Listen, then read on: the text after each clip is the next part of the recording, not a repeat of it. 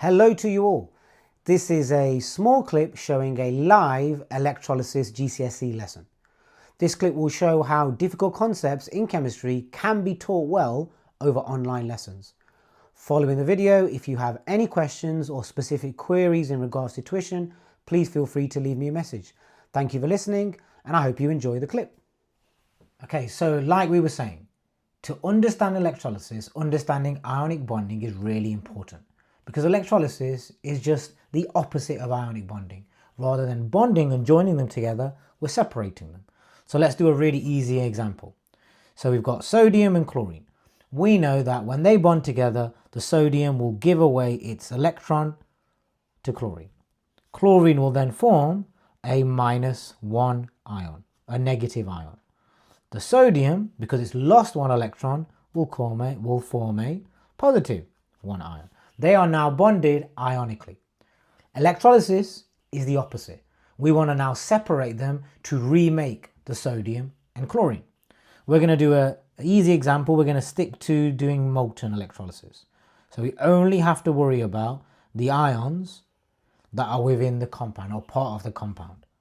So we melt it so the ions can move. The ions that I would have present would be the sodium, the positive sodium, and the negative chlorine or the chloride ion. Okay, now remember, we go to the opposite electrode. And remember, to learn the names of the electrodes, just use panic. Positive anode, negative is cathode. Okay, so where does my sodium go? It goes to the negative electrode, the opposite. So sodium's gone over here. My chlorine goes over to the positive side on this side. And an easy rule to remember is the positive ions are always metals. The metals always go to the negative electrode. And then the non-metals are always negative. They always go to the positive electrode. Okay, now this is where understanding ionic bonding will really help you. If I want to reform sodium, what does the sodium need to do? It needs to regain the electron it gave away.